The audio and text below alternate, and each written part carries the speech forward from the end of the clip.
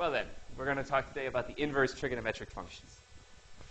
And students sometimes find trigonometric functions complicated, and inverse trigonometric functions even more complicated.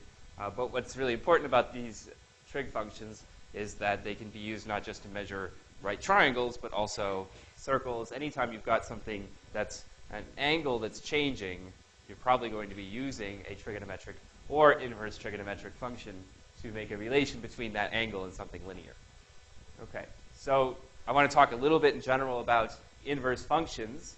That will come from section, phones away please, class has begun. Section 3.2 was the framework for inverse trig functions. We spent a lot of that section talking about the logarithmic functions, but it also applies to trig functions. Okay, so that one in general, and then these trig functions in particular. So anytime you've got a function that takes numbers in a domain D into a range E, then the inverse of that function undoes the effect of that function. So for a B in the range, its inverse under f is the A for which f of A was equal to B. So think about logarithms being the inverse of exponentials. It's the same method. The logarithm of a number is the number whose exponent is that number you started with. Okay, so the same will apply for trigonometric functions. Now, how is this actually a function? If you have two A's which go to the same B under f, then what should f inverse of B be? We don't know. And so that's why a function needs to satisfy certain additional properties in order for it to have an inverse. But the defining relation for a function is that composing the inverse function with the original function, or in the opposite direction, the original function with its inverse, should get you right back where you started. That's what inverses do. Logarithm composed with an exponential is the original number, or exponential of a logarithm is the original number. So in order for that inverse to be an actual function, you need to make sure that there's only one thing in the domain which goes to each thing in the range. Otherwise, the inverse is going to have to be undecided between the two points which go to the same point in the range. And a function which has that property is called one-to-one. One-to-one means one output for every input, or one input for every output. The graph of such a function passes the horizontal line test. The vertical line test, we all know, is used to define or determine whether a curve is the graph of a function. If something fails the vertical line test, it means that there are two y's which come from the same x. Okay? The horizontal line test will tell me if there are two x's that go to the same y. If there are two x's that go to the same y, then the inverse is not going to be able to decide which one should be f inverse. Okay, so a little technical point. If your original function is continuous, then the inverse function is automatically continuous, which is good news. Now, graph-wise, we've said this a couple of times, at least I know I've done my interpretive dances about inverse functions. But the relation is that if B is f of A, f inverse of B is A. So if A comma B is on the graph of f, then B comma A is on the graph of f inverse. F of A is equal to B, f inverse of B equals A. Now, if you look at the points A comma B and B comma A, then they are related to each other. They are reflections in the line y equals x. So the reflection of a point in a line means the point which is the same distance away from that line, but in the opposite direction of that line. So if you want to find, for every point on the graph of the original function, it has a corresponding point on the graph of the inverse function, and the correspondence is a mirror reflection in that diagonal line. Okay? So you can do this for any point on the graph of the function. You'll get the graph of the inverse function. So the graph of the inverse function is the reflection of the graph of the original function in the line y equals x. So here's the graph of my function f, like that, and f inverse goes the reflected way. So if a point crosses the line y equals x, well, that's a point where f of x equals x. And then, of course, f inverse of x will also equal x. 1 squared is 1. The square root of 1 is 1. Okay. So that's the deal with inverse functions on the graph. I think we've mentioned this before, but it's nice to have a good picture setting it out like that. Questions about inverses? Okay. Well, here are a few of the favorite inverse functions that we'll be looking at today. One of them is the inverse of the sine function. Now, if you look at the graph of the sine function, you're going to say, wait a minute, this does not pass the horizontal line test. So it doesn't have an inverse. There are lots and lots of angles which have the same sign. So in order to take the inverse of the sine function, we have to restrict the function in such a way so that it is one-to-one. Okay, so we'll take a piece of sine and use that to create an inverse function. Now, what piece should we take? There are lots of ways to decide, but I like the point 0, 0. That seems nice to keep. I'll take the largest interval, which contains 0, 0, and along which that function is still one-to-one. And that would be the interval minus pi over 2 to positive pi over 2. You see, in between negative pi over 2 and positive pi over 2, the function is one-to-one. There is no horizontal line which cuts that part of the graph twice. Okay? And that's the part that I will invert to create the inverse sine, or the arcsine function. Okay, so what's the graph of the inverse function? We know that we just flip the graph of the restricted function here in the line y equals x.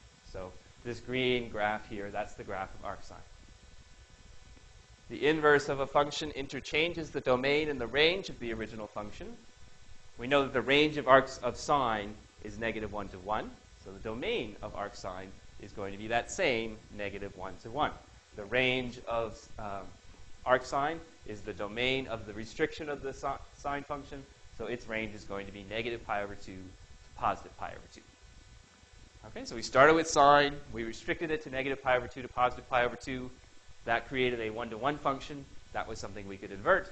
And that inverted function we call arcsine, also known as inverse sine, or sine to the minus 1.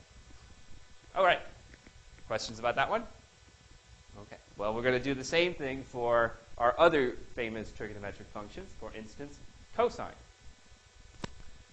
Cosine also, not one-to-one. There are lots of angles which have the same cosine. So we would like to restrict the cosine function to an interval along which the function is one-to-one, and that interval should be as big as possible. What I did previously was that I picked an interval containing 0, because I like 0, and sine of 0 was 0. If I take an interval containing 0 now, unfortunately, I'm taking a part of the graph where it's not going to be one-to-one. Take a look at the graph around this point here. You see that there are lots of horizontal lines which cut that graph in two places. And no matter how small I get around the point 0, 1, I'm still going to have that problem. So I can't pick an interval that has 0 on its inside to restrict that function. Instead, what I'll do is pick a point which has 0 on its edge. And so I will take the interval from 0 to pi. If I look at that piece of the graph, that piece is the graph of a one-to-one function. Right? There's no horizontal line that cuts this graph in two places. So that's what I will use to invert and create my inverse of cosine. And there it goes. So the domain of arccosine is negative 1 to 1, just like the domain of arcsine. Each of those is the range of sine and cosine.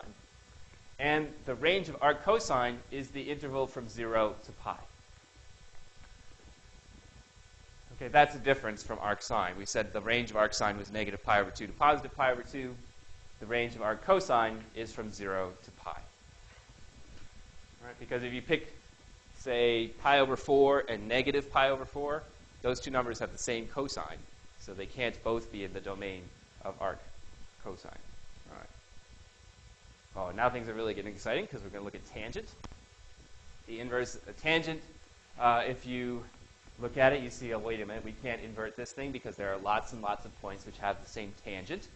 So that won't work. Can we restrict the tangent function to an interval along which that function is 1 to 1? Yes, we can take any one of these branches of the tangent function.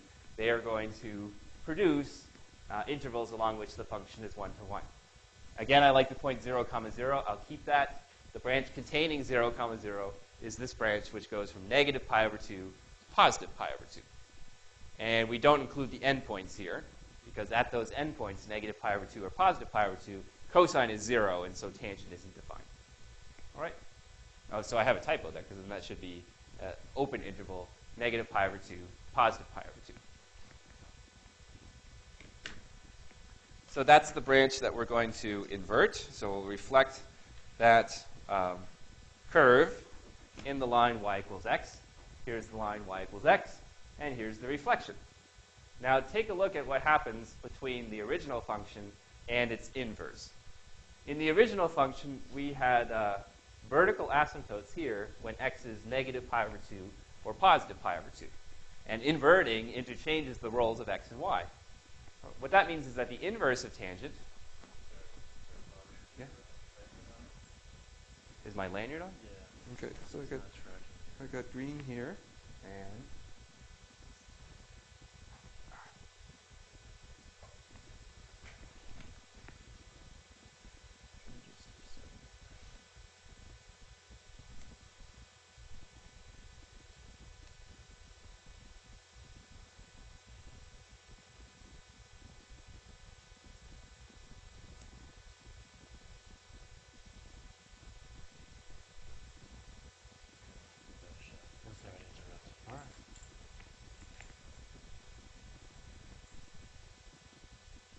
I can't really tell if it's tracking. You have your chargeable still, right? Yeah, yeah. Okay. So where were we? Okay.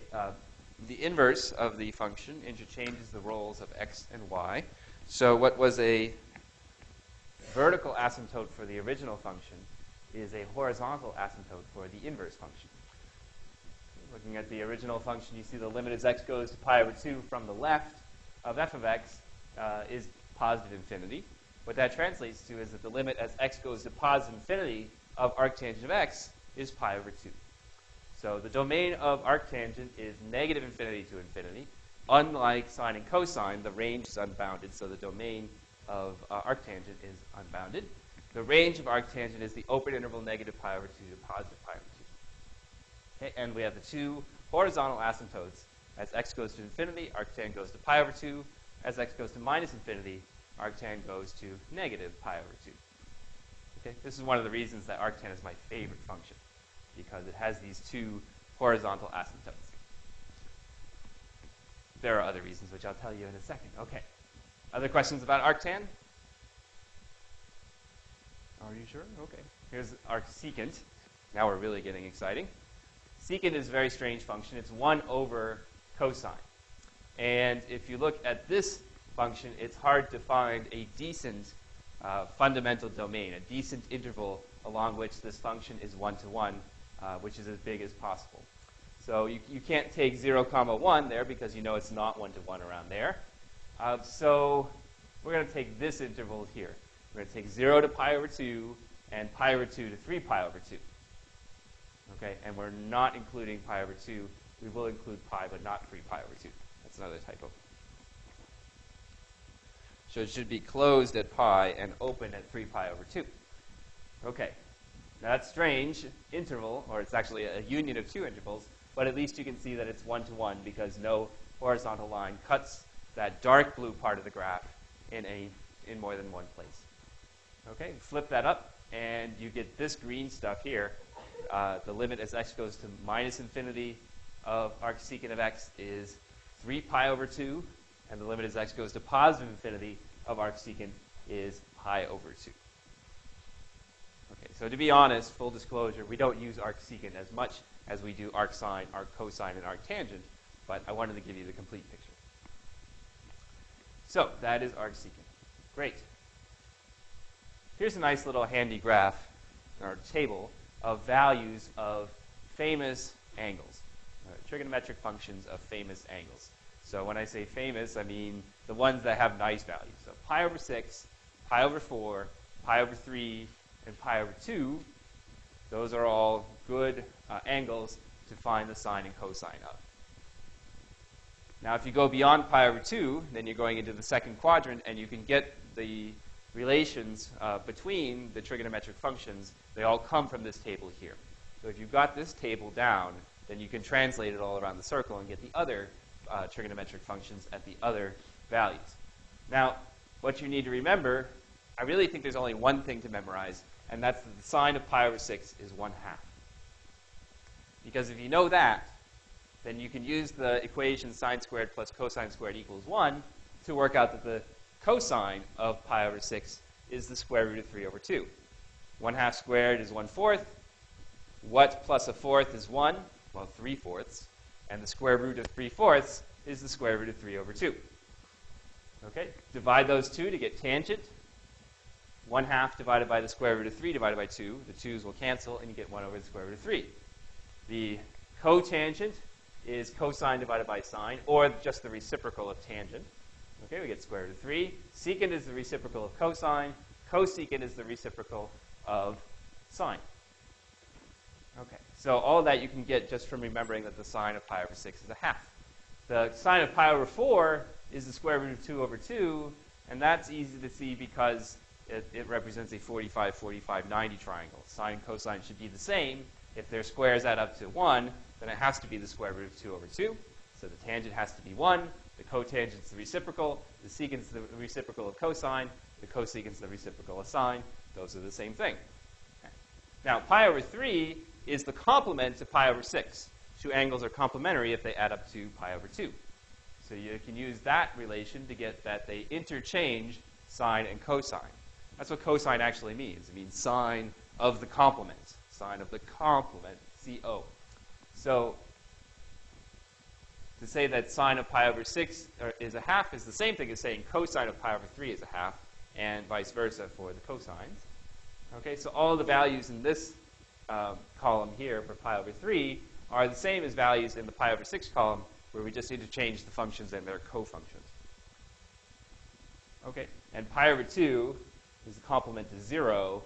Those you can figure out also by looking at the unit circle. Notice that the tangent of pi over 2 is not defined because the cosine is 0. And the cotangent of 0 is not defined because the sine is 0. Okay, so if you have this table down, then you can find sines and cosines and secants and cosecants and tangents and cotangents for all the other angles that are nice multiples of, say, pi over 12. Okay, and this table is also in the front page of your book. Now, you can use these to find values of inverse trig functions right here. For instance, what is the arcsine of 1/2? Okay, the arcsine of 1/2, that is the angle whose sine is 1/2. So let's look back here at the table. Can you find me the angle whose sine is 1/2? Pi over 6, right? So that was the one thing you had to memorize. Pi over 6 has a sine 1/2. How about the arctangent of -1? Arctangent of -1. Well, if you look back here on the table, you don't see an angle whose tangent is -1, so you're going to have to use other relations to find the arctangent of -1. I guess that also tells you that this angle is not going to be in the first quadrant. Okay, but we're looking for an angle whose tangent is -1. Any volunteers? 5 pi over 4? Good answer. Is that the right answer? You guys agree or disagree?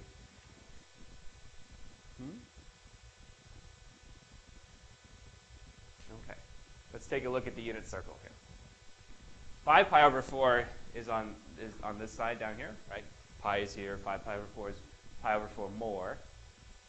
Okay.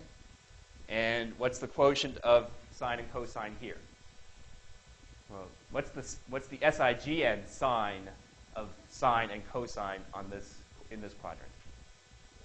They're both negative, so the quotient is going to be positive. Okay, so tangents here will be positive, which means that the arctangent of -1 is not going to be here. There are 2 points in the unit circle where the tangent is -1. They are 3 pi over 4 and negative pi over 4. So which of these is the arctangent of -1? Is it this one, or is it this one? How many say it's 3 pi over 4? Okay, how many say it's -pi over 4? All right, it's a tie. I can't wait. 0 to 0. How many don't know? Okay, how many don't care? Good. All right, so we had a few don't knows, and the rest afraid to raise their hand for don't care? I don't know. Or afraid to raise their hand for don't know. Probably the second one. Go away. Okay. Well, remember that we take a specific domain of tangent and invert it to get the range of arctangent. And what domain do we invert? Negative pi over 2, which is down here, to positive pi over 2. So the range of arctan is going to be an angle in between negative pi over 2 and positive pi over 2. Which of these angles is in between negative pi over 2 and positive pi over 2? Is it this one here, or is it this one? If it's this one, raise your hand. If it's this one, raise your hand. Right, this is the right answer. So the arctangent of negative 1 is negative pi over 4. Okay, so the tangent of 3 pi over 4 is negative 1 because the sine is square root of 2 over 2 and the cosine is negative square root of 2 over 2. But the range of arctan is negative pi over 2 to positive pi over 2. So we need to take this angle here, negative pi over 4, whose tangent is negative 1, and it's in the right range. It's like square roots, right? The squaring function is not 1 to 1. So we restrict the squaring function to the positive numbers, and that's the part that we invert. So when we're talking about the square root of 4, we don't say minus 2, even though minus 2 is a number whose square is 4. The square root of 4 is 2. We take the positive number whose square is 4. And the same thing is true for tangents. The arctan of a number is the angle in between negative pi over 2 and pi over 2, whose tangent is that number. Okay? So that's why that arctangent. So how about the arccosine of negative square root of 2 over 2? Also not going to be on that table, but you have to find the right sort of dual quadrant. Negative pi over 2. Not negative pi over 2, because that's going to have a cosine of 0.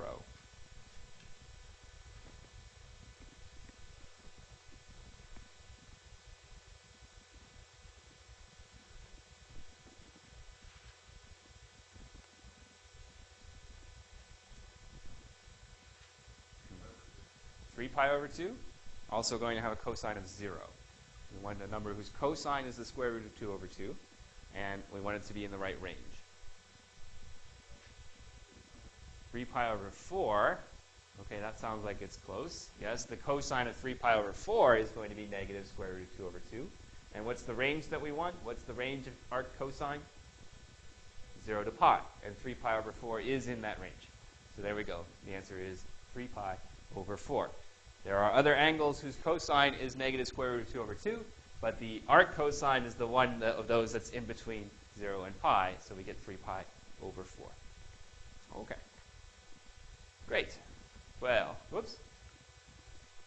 There's one little bit of notation that is sometimes used for the inverse trigonometric functions, and that's with the -1 superscript.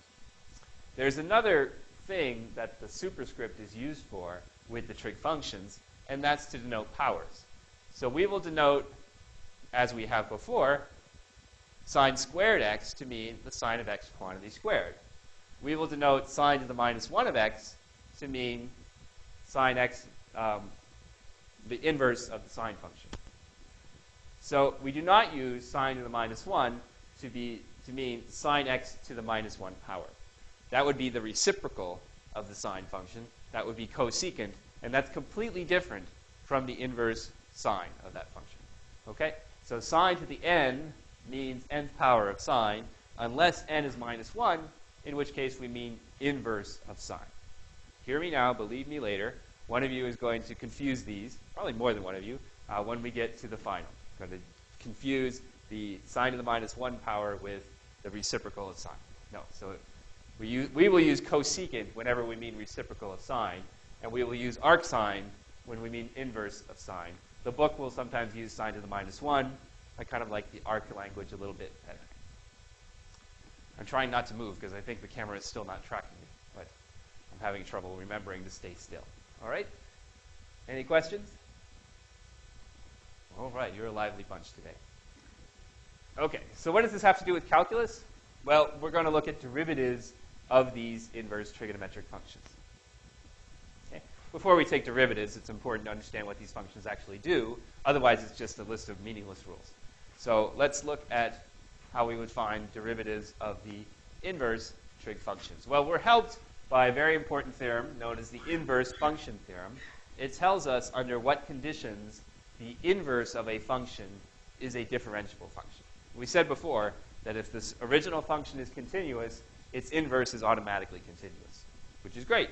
It's not automatic that if the regular function is differentiable, then the inverse function is automatically differentiable. But it is true as long as the derivative at a point is not 0.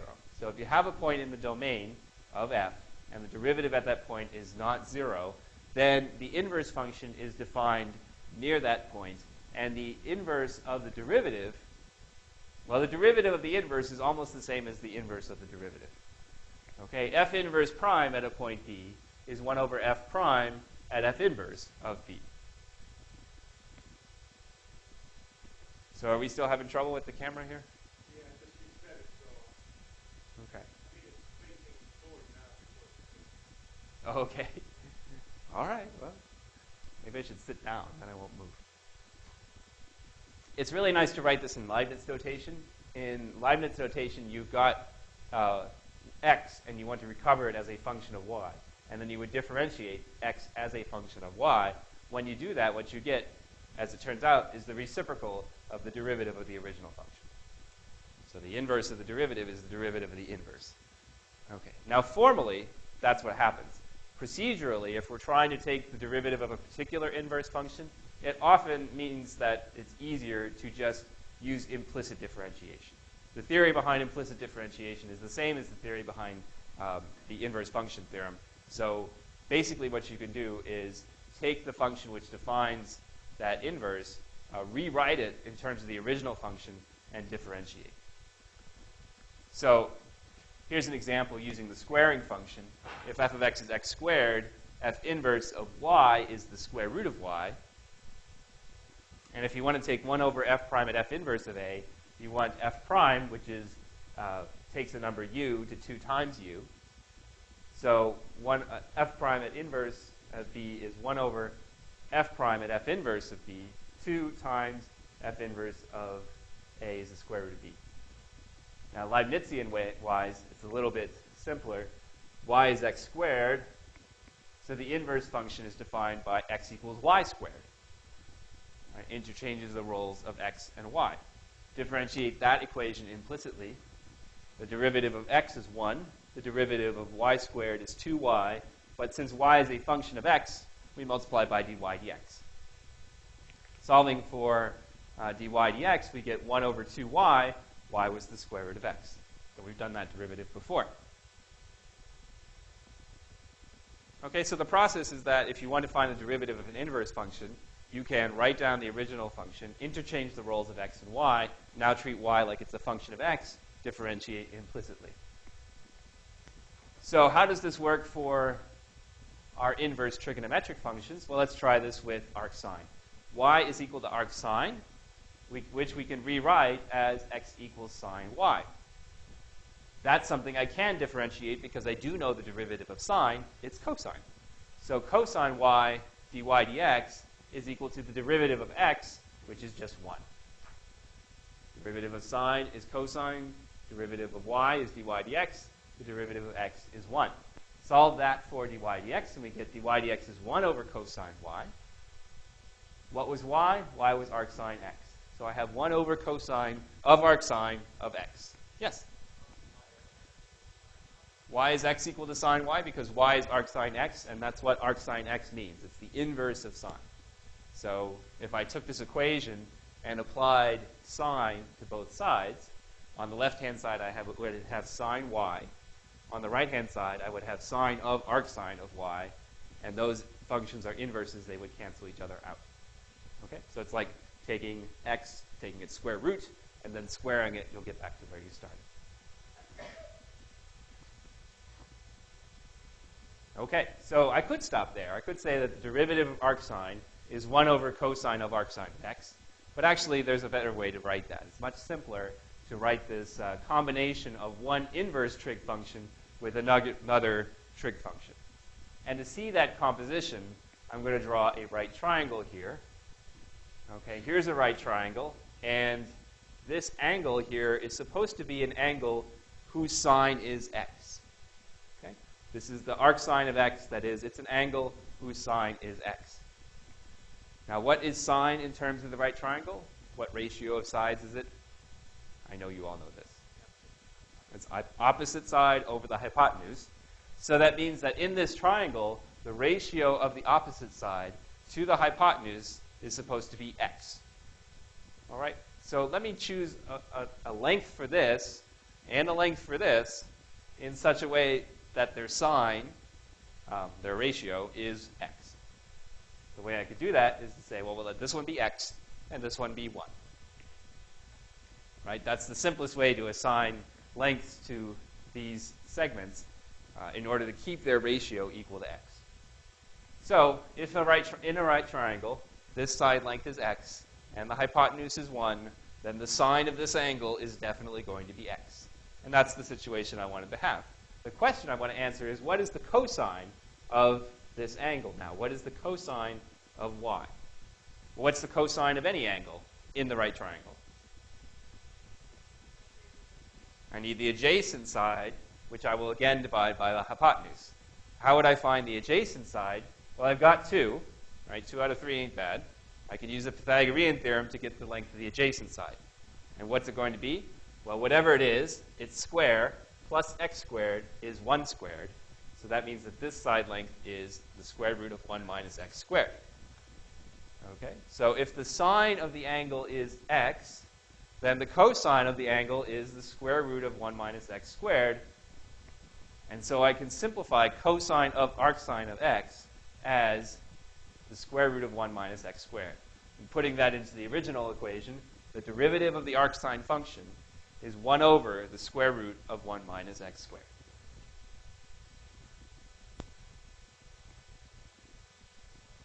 Okay. So any questions about that process? Do you like my triangle? This triangle comes back in Calc 2, so it's a good time to talk about it, yeah?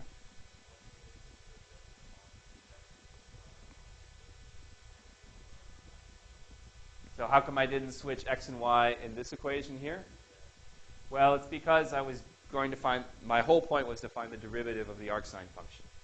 Now I could have said, let y equal sine x, now switch them, then y will be arcsine x. And this is where I sort of started here. I started with y equals arcsine x because I wanted to find the derivative of that function. Okay? So in the previous example, I was using the derivative of square to get the derivative of square roots. In that case, I started with x squared, but my whole goal was to get the derivative of square root. So I'm starting one step ahead this time. We want what? Yes, yes. I mean, we're focusing on the function that I'm trying to find the derivative of. Okay, Carly, question?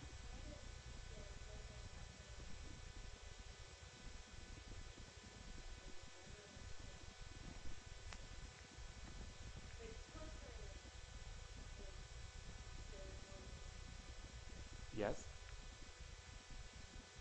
Cosine of y is the square root of 1 minus x squared.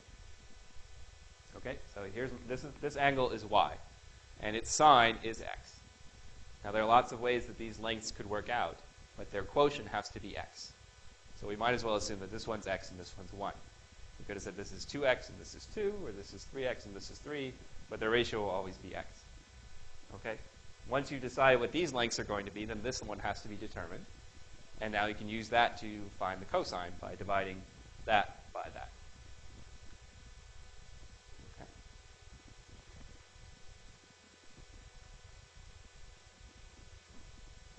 So arcsine is going to give you an angle in between negative pi over 2 and positive pi over 2.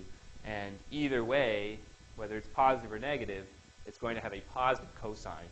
So you can just solve the Pythagorean equation to get the cosine of arcsine. Or you can draw it on the right triangle. Other questions about this? Okay. Well, then let's kick it up a notch. We will do arc cosine along the same lines. But first, let's look at a derivative here. Okay. Here is the graph of my arcsine function, which you remember I constructed from the graph of the sine function by flipping the sine through the line y equals x. All right, so sine is doing something like this. Arcsine is going to go like this. So here's my graph of arcsine. And here's the graph of 1 over the square root of 1 minus x squared. And you can see a couple of things. First of all, this function, arcsine, is always increasing. It's always moving upwards as you move to the right on the graph. So its derivative should be always positive, and that's what I see here. This function is always positive. It's more positive at the edges here, because the tangent lines are more steeply inclined at the edges here and here. In particular, the limit as x goes to 1 from the left, well, the tangent lines are approaching a vertical line, and so the derivative should be approaching positive infinity. Okay? Same thing on the other side. Tangent lines approaching something vertical, so the derivative is also approaching infinity towards pi over 2, towards minus 1 from the right. Okay, so that's the deal. That's the graph of arcsine and its derivative. And if you line them up, you can see, oh yeah, that makes sense to me. I can see why the red function is the derivative of the green function. So how about an example using arcsine, composing it with another function? Let's look at arcsine of x cubed plus 1. How would you find its derivative? Well, this involves a composition. What rule of differentiation do we need for compositions? What rule comes into play? Chain rule. So I need the derivative of arcsine of something is 1 over the square root of 1 minus that thing squared times the derivative of that inside function. So I get, let's see, the derivative of x cubed plus 1 is 3x squared. And 1 minus the quantity x cubed plus 1 squared is equivalent to minus x to the 6th minus 2x cubed.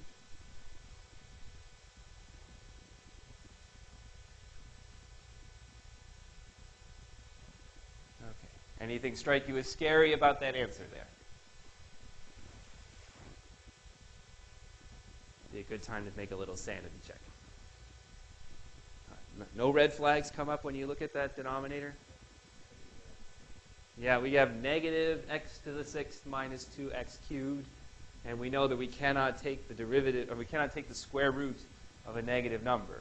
So that makes us confused or concerned. On the other hand, there should be some concern taken when we look at the arcsine of x cubed plus 1. Excuse me.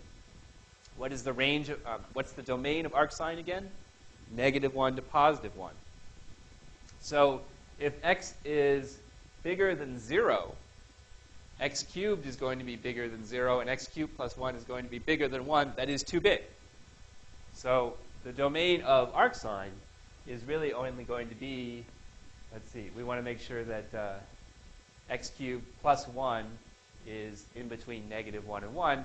So I think x cubed has to be bigger than the cube root of -2. Okay, and if that's true, then this guy will be positive as well. So if x is in this domain, then this number here is positive, even though it looks like a negative. Sorry. Okay, so that's all right. All right, now I think we're ready for cosine. Do you have any more questions about this one?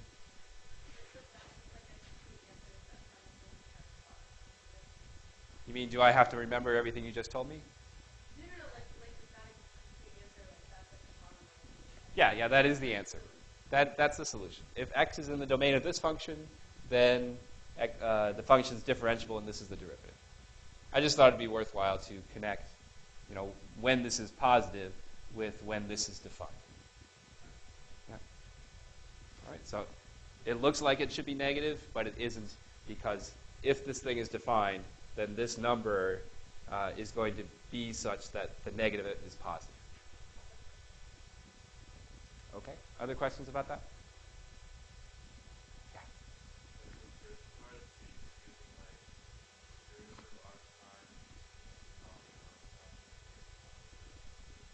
Yes, the property I'm using is the one that we just did here, right? So here's the derivative of arcsine, and then we'll compose it with some other function. So here's the derivative of arcsine, and then the derivative of x cubed plus 1. Okay? So what's kind of remarkable about arcsine is that its derivative ends up as an algebraic function. most functions that we've been dealing with, their derivatives are pretty much in the same class as the original function. If you take the derivative of a polynomial function, you get another polynomial function. If you take the derivative of a rational function, you get another rational function. If you take the derivative of an algebraic function, then you get another algebraic function. If you take the derivative of a trig function, you get another trig function. If you take the derivative of an exponential function, you get another exponential function. If you take the derivative of an inverse of a trigonometric function, then you get an algebraic function. And in terms of computability, this is a simpler function than this. So that's kind of cool.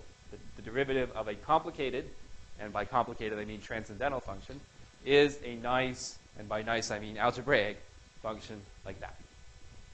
Okay, so now it's finally time to do arccosine. Same deal as before. Let's let y be arccosine, because we want to find the derivative of arccosine. But I don't know that yet, so the only thing I can do is rewrite that, invert it, so that x is cosine y. So when x is cosine y, I can take the derivative of that equation and write the derivative of x, which is 1, is equal to the derivative of cosine, which is minus sine y dy dx. Hold on a second, we have a sleeping beauty.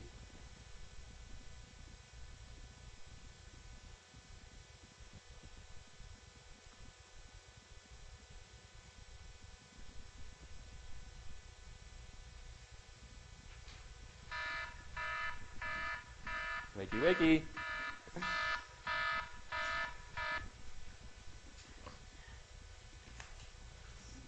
There's an app for that. Okay, so the derivative of arcsine, or arccosine, should be 1 over negative sine times arccosine, or 1 over negative sine of arccosine of x.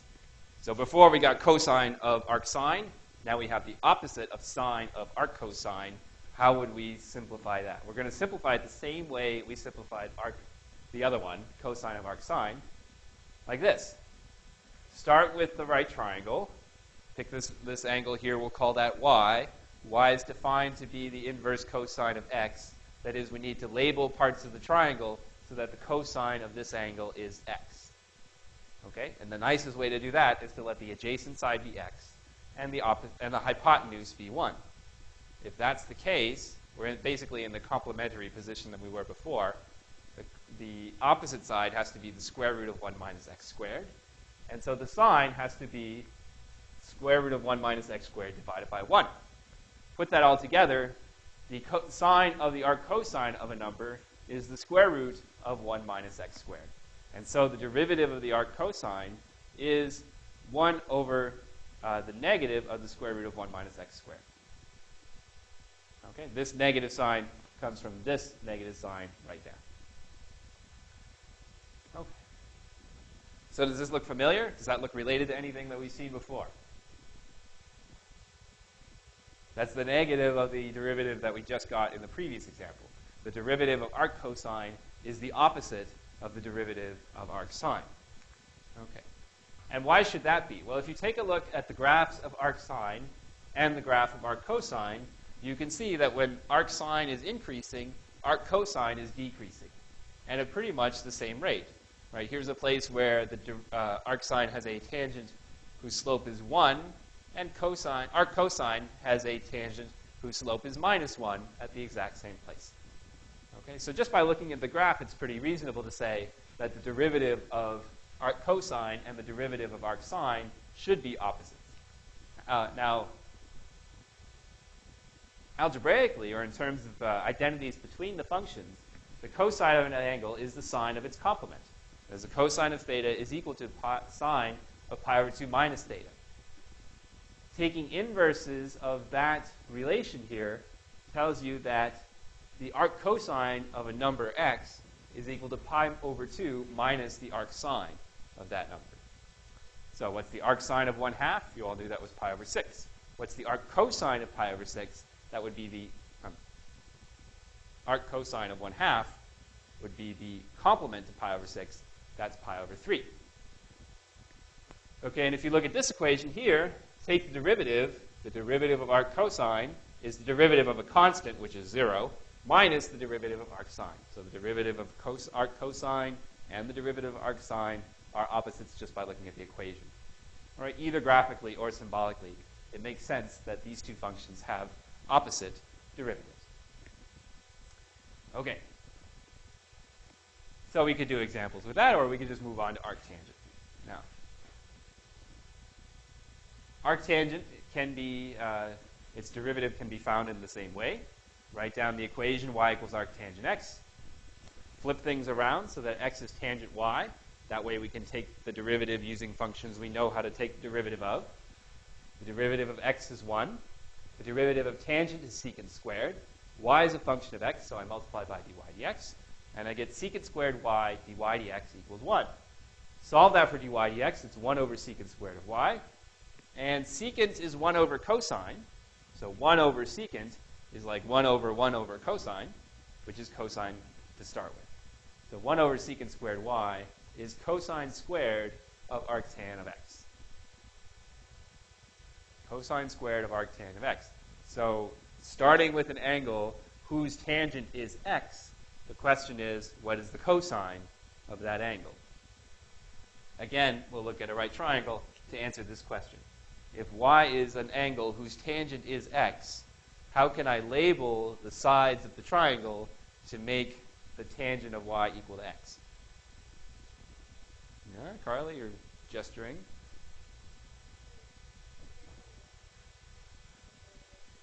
Tangent is opposite over adjacent. Okay, so let this side be x and this side be 1. Then their ratio is x. Okay? Everyone see that? What is it we wanted? We wanted the cosine. The cosine is adjacent over hypotenuse. So I want to take this side length and divide it by this side length. This one I don't know yet, but I can use the Pythagorean theorem to get it. Right? 1 squared plus x squared equals the hypotenuse squared. The hypotenuse is the square root of 1 plus x squared. Okay, now I've got everything here. Shouldn't be too hard to find the cosine. It's 1 over the square root of 1 plus x squared. But I want a cosine squared, so I'll just square this, and I get that the derivative of arctangent is 1 over 1 plus x squared. Okay, and this is my other reason why I like the arctan function so much. Its derivative is not just an algebraic function. Its derivative is a rational function, a simple quotient of polynomials. And if you take Calc 2, what you'll learn is that that means you can make nice power series which converge to multiples of pi very quickly. So you can write down all these series of numbers that are all rational, but then they add up to pi, which is pretty cool. Okay, but for our purposes, what's really important is that the derivative of arctangent is 1 over 1 plus x squared. No square root, 1 over 1 plus x squared. Questions? Okay, we did the same thing before, as we did before, labeling pieces of the triangle to make the relation that we wanted true, and then the rest of the information follows from the Pythagorean theorem. Okay, here's a graph of arctangent. Remember I said that arctangent has 2 horizontal asymptotes. If you look at it, you see that you notice arctangent is always increasing, so its derivative should always be positive. And that's what we see for the function 1 over the square root of 1 over 1 plus x squared. Horizontal asymptote as x goes to positive infinity, the function is increasing, but having a less steep and less steep tangent line, and so the derivative is going to approach 0. On the other side, we see the function is still increasing, but the rate at which it's increasing gets smaller and smaller, so the limit of the derivative as x goes to minus infinity should again be 0. Okay, so definitely this red graph looks like it's the derivative of the green graph. Okay. So here's an example using the chain rule to play with. Why don't you try this one?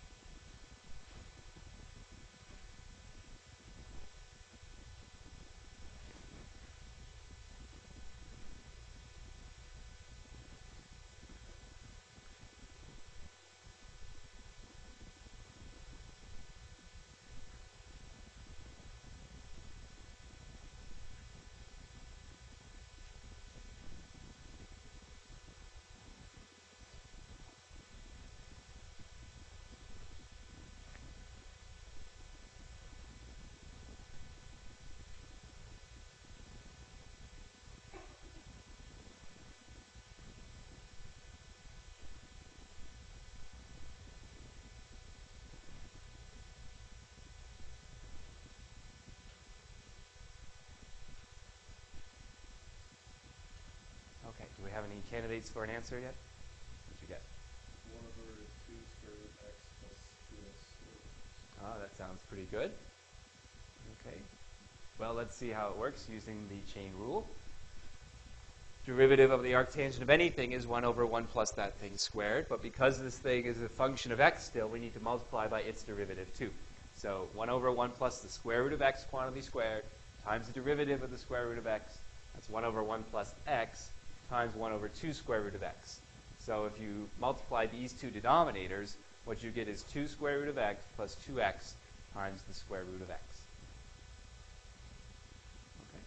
Now, do you have to go from here down to here? No. This demonstrates that you know how the chain rule works and that you know the derivative of the arctangent function. Sometimes, however, it's important to simplify because you need to solve some kind of equation, and so the completely simplified answer would be down here. Questions?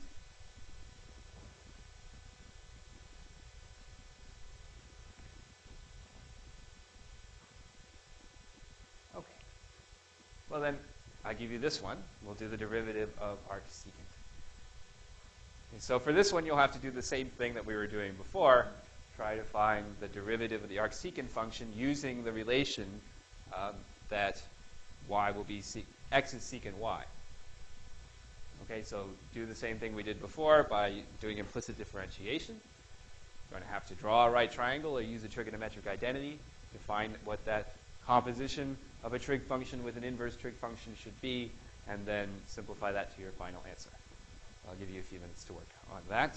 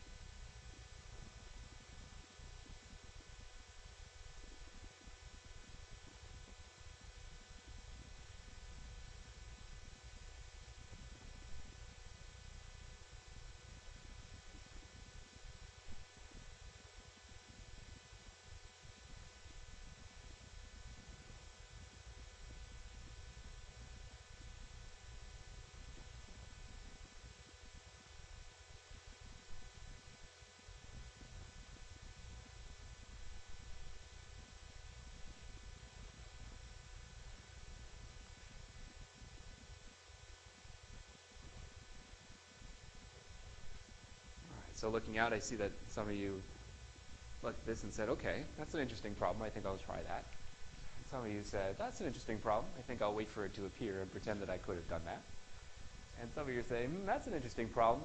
I wonder what's going on Facebook right now. Or, I wonder what I can do for this term paper that's due in a half an hour. Let's take a look at how this goes. Remembering that if you can understand these derivations, then that's one less thing you have to memorize. right? We've done a process 3 times now. If you can understand that process, then you don't have to memorize an entire table of derivatives because you'll understand the way that these derivatives come. So to start with y equals arcsecant, we can rewrite that as x equals secant y. And then the derivative of secant is secant tangent. That comes from the quotient rule, right? The derivative of y is dy dx. The derivative of x is just 1. So solving this for dy dx gives me that dy dx is 1 over secant y tangent y. Now, I am saved a little bit by the fact that secant y is equal to x. Right? X is secant y, so for secant y, I can just write in x. And tangent y is the tangent of the arcsecant of x. Now, the functions are not as common, but the process for finding this composition of a trig function with an inverse trig function is the same as before. We're going to look at a right triangle. Here is our right triangle, and here is that same angle y. But now I need to label things to make sure that the secant of y is equal to x, right? Secant of y is equal to x. Now, what is secant? Secant is the reciprocal of cosine. So I need the cosine to be 1 over x. Or I can say hypotenuse divided by adjacent is equal to x. So there's hypotenuse, I'll call that x, and adjacent, I'll call that 1, so that their ratio is x. What is the opposite side length then? Square root of x squared minus 1. Square root of x squared minus 1. So the tangent is the opposite side length divided by the adjacent side length. In this case, the denominator is conveniently 1, so that's nice. The opposite side length is the square root of x squared minus 1. And so tangent of arcsecant is the square root of x squared minus 1. So my answer is that the derivative, standing in front of it right now, the derivative of arcsecant is 1 over x times the square root of x squared minus 1. Okay, that's probably the hardest one to remember, but the process is always the same. Use the equation which defines that inverse function, implicitly differentiate that equation, and then use a trig identity to rewrite this complicated composition. Okay, 1 over x times the square root of x squared minus 1. Okay. Questions about that one? Yeah. Where did the extra x come from? You see this secant y here? X is secant y, so I can just write x. Okay. The derivative of sine is cosine, and that's just one trig function. The derivative of tangent is secant squared, and that's one trig function squared.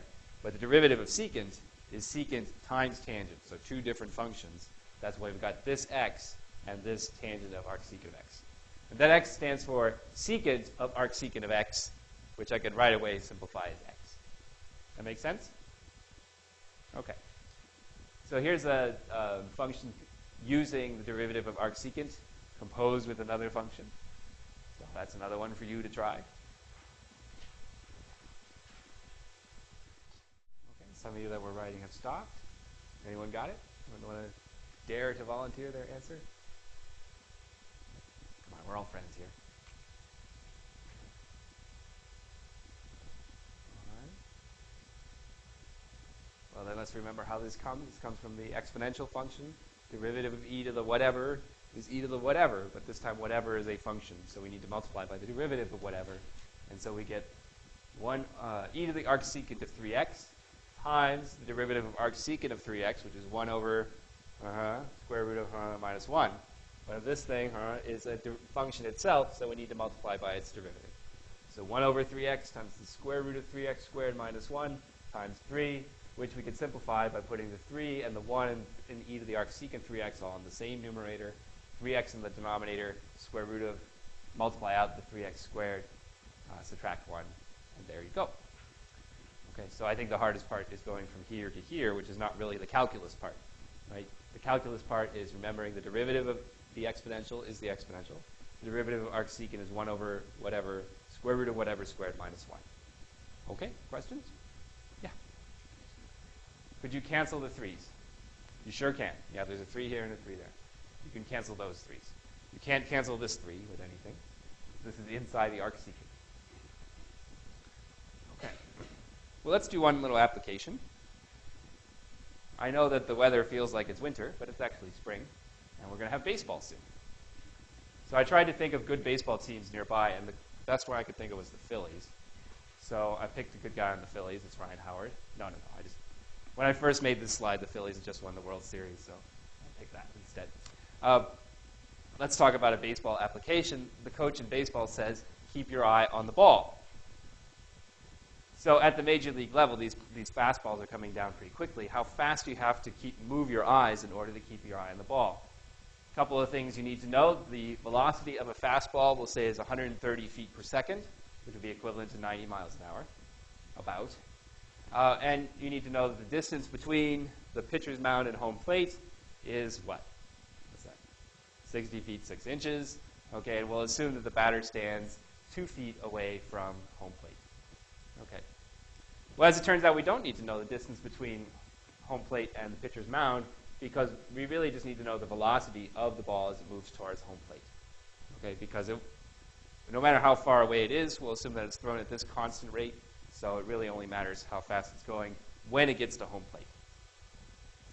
So let's set up an equation which relates the angle of the eye, the batter's eye, to the distance between the ball and home plate and the distance between the batter and home plate.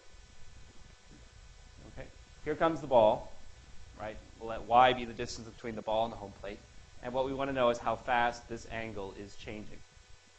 So what's an equation that relates theta and y and 2? Tangent of theta equals y divided by 2, right? Tangent of theta uses these two opposite and adjacent sides. Okay, so theta is the arctangent of y over 2. Tangent theta is y over 2. Solve that equation for theta. You get that theta is the arctangent of y over 2. So the derivative of theta, we're thinking of theta as a function of time, y also as a function of time. So d theta dt is 1 over 1 plus y over 2 squared times the derivative of y over 2, which is a half of the derivative of y. And the derivative of y, well, it's dy dt. Okay, so this equation relates the changing of the angle with the changing of the position of the ball. So d theta dt is 1 over 1 plus y over 2 quantity squared times 1/2 times dy dt. dy dt is 130 feet per second in the negative direction. And what is y? Well, we're trying to find the angle at the time when the batter is going to hit the ball. That is the angle when y is 0. So when y is 0 and y prime is negative 130, then d theta dt is going to be 1 over 1 plus 0 times 1/2 times negative 130, and that is negative 65 radians per second. Okay, negative 65 radians per second. Estimate that angular speed. Okay, 2 pi radians is once around the circle, right? So if you estimate pi to be 3, then 2 pi is about 6. And how many revolutions should 65 radians be?